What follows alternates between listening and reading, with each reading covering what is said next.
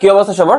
আজকে আমরা কেআইপি এর একটা ম্যাথ দেখবো এবং আমরা কেআইপি ম্যাথকে 20 সেকেন্ডেরও কম সময়ে কিভাবে সলভ করা যায় এটা আমরা দেখবো এবং আমরা অদক্ষেপ পড়বে কি পড়বে না আমরা এটাও বের করতে পারবো। ওকে, সো আমি এখানে একটা ম্যাথ দেখছি, এই ম্যাথটা আমরা 20 সেকেন্ডের কম সময়ে আমরা তোমাকে মানে হাতে কলমে একদম শিখিয়ে দেবো, যেন পরবর্তী এরকম যত টাইপের কেআইপি ম্যাথ আসুক না কেন সবগুলো তুমি বের করতে পারো। ওকে, সো একটা কনসেপ্ট আমরা বুঝলে বাকিগুলো আমরা খুব সহজে করতে পারবো।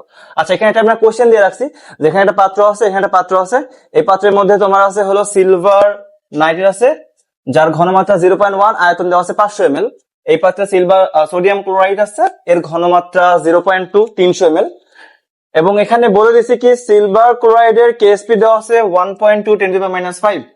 বলছে পাত্র দুটি মিশানোর পরে অদক্ষেপ পড়বে কিনা এবং তোমার কেআইপির মান বের করতে বলছে। ওকে, সো কেআইপির মান বের করে কিন্তু আমাকে চেক করতে হবে। তো আমি একটু কন্ডিশনটা এখানে লিখে দিই। যদি এরকম আসে যে কেআইপির মান যদি গ্রেটার দেন তোমার হলো কেএসপি হয়, তাহলে এই একটা মাত্র কেসে কি হবে, অদক্ষেপ পড়ে। এখানে তোমার কি অদক্ষেপ পড়ে। ওকে, বাকি যে দুইটা কেস আছে, তো কেএসপি ইকুয়ালস টু তোমার হলো কেআইপি, আর তোমার হলো কেএসপি গ্রেটার দেন তোমার হলো কেআইপি, মানে এই দুইটা কেসে অদক্ষেপ পড়ে না, এখানে কোনো অদক্ষেপ পড়ে না। ওকে, তাহলে আমরা এই কোশ্চেনের জন্য কেআইপি কিভাবে বের করব? দেখো, কেআইপি বের করার জন্য তোমাকে আগে দেখতে হবে যে কার কেআইপি বের করতে হবে। মনে রাখবা, যার কেএসপি দেওয়া থাকবে তার কেআইপি বের করতে হবে। তো এখানে কার কেএসপি দেওয়া আছে, সিলভার ক্লোরাইডে কার দেওয়া আছে, এজি সিলের দেওয়া আছে। ওকে, তো তখন তুমি খেয়াল করবা এখানে এজি কয়টা আছে, একটা আছে। ক্লোরিন কয়টা আছে, একটা আছে। ওকে, এই নাম্বারগুলো একটু মনে রাখবা, একটা আছে এখানে। ওকে, সো তুমি এখানে কেআইপি সাইন দাও। কেআইপি সমান সমান এখানে একটা ব্র্যাকেট দিবা, এখানে একটা ব্র্যাকেট দিবা এবং ইনটু আকারে থাকবে। ওকে, সো প্রথম পাত্রে খেয়াল করো, প্রথম পাত্রে কি আছে, যে প্রথম পাত্রের ইনফরমেশন হল এজি এর জন্য এবং সেকেন্ড পাত্র হলো ক্লোরিনের জন্য। কেন, আমরা এজিসিএল এর কিন্তু কি করতে হবে, কেআইপি বের করতে হবে। আচ্ছা, তারপরে কি করবা, যে এজিসিএল এর উপরে লিখবা ইনিশিয়াল ঘনমাত্রা অর্থাৎ S1V1 এজি এর জন্য, আর নিচে হইলো মোট আয়তন। ওকে, এখানেও সেম ভাবে S1V1 এটা কার জন্য, ক্লোরিনের জন্য, ইনিশিয়াল ঘনমাত্রা এবং ইনিশিয়াল আয়তন, আর টোটাল ভি হলো যে মিশানোর পরে মোট আয়তন। ওকে, এখানে মিশানোর পরে মোট আয়তন কত হবে একটু বলো তো, যে যখন আমি দুটাকে মিশাবো তাহলে মোট আয়তন ভি সমান সমান কত হবে, এখানে 500, এখানে কত আছে 300, দ্যাট মিনস কত হবে 800 ml, তাই না, 800 ml হবে। ওকে, দেন মানগুলো বসায় দাও, তাহলে কেআইপি সমান সমান কত হবে, এখানে মান S1 এর মান কত, এখানে 0.1 ইন্টু, দেখো S1 কার, সিলভার এখানে কয়টা আছে, একটা আছে, তাহলে S 0.1 ইন্টু 1, একটু খেয়াল করো এই 1টা, একটু খেয়াল করো আমি কেন দিতেছি এটা, কারণ পরবর্তী অনেক ম্যাথ আসবে যেখানে দেখবা যে এখানে যেই নাম্বার মানে তুমি এখানে যার ঘনমাত্রা বসাচ্ছ এটা এখানে সংখ্যায় বেশি আছে। আমি পরবর্তী একটা ম্যাথের জিনিসটা বুঝাই দেবো, তো এটা খেয়াল রাখবা। এখানে আমি সিলভারের ঘনমাত্রা বসাই দিচ্ছি, আদি ঘনমাত্রা, সিলভার আদি ঘনমাত্রা কত 0.1, এখানে সিলভার কয়টা আছে, একটা আছে, তাহলে 0.1 ইন্টু 1। ওকে, ইন্টু আয়তন, আদি আয়তন কত, এখানে 500 ml। ওকে, আর মোট আয়তন কত 800 ml। এবং এই যে তোমার হলো সিলভার এখানে কয়টা আছে, একটা আছে, সো এখানে একটা 1 দিয়ে দিবা।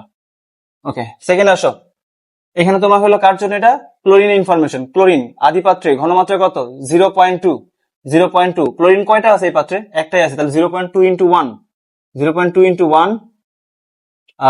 ইন্টু তোমার হলো আয়তন V1 কত আছে 300 ml, 300 ডিভাইডেড মোট আয়তন কত 800। ক্লোরিন এখানে কয়টা আছে, একটা আছে, 1।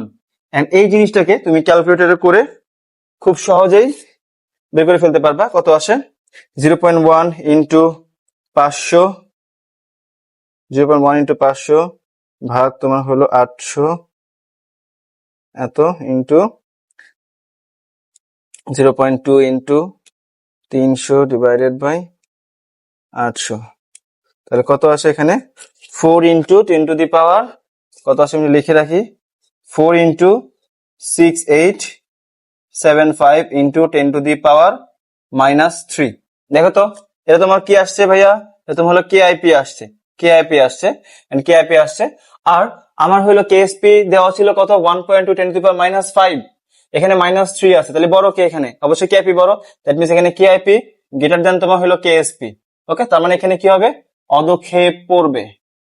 এখানে তোমার হলো যে অদক্ষেপ অদক্ষেপ পড়বে। ওকে, সো দেখো এখানে আমার কেআইপি মানও বের হয়ে গেছে এবং আমি কেএসপি মাধ্যমে কম্পেয়ার করার মাধ্যমে বলতে পারতেছি যে অদক্ষেপ পড়বে কি পড়বে না। ওকে, দেখো এখানে কেআইপি আমরা আরেকটা প্রবলেম দিয়ে রাখছি এবং এই প্রবলেমটা আমরা 20 সেকেন্ডের মধ্যে সলভ করার চেষ্টা করব। ওকে, সো শুরু করা যাক। দেখো তাহলে কেআইপি সমান সমান আমরা যার কেআইপি বের করবো তাকে আন্ডারলাইন করবো, এটার দেন একটা সাইন দিবা, এখানে সাইন দিবা। তাহলে এখানে এ, তাহলে এ আছে এখানে, আর এটা কার, এটা হলো ওয়াই এর ইনফরমেশন থাকবে। তো এ কয়টা আছে এখানে, একটা আছে, তো পাওয়ার 1। ওয়াই কয়টা আছে, দুইটা আছে, 2।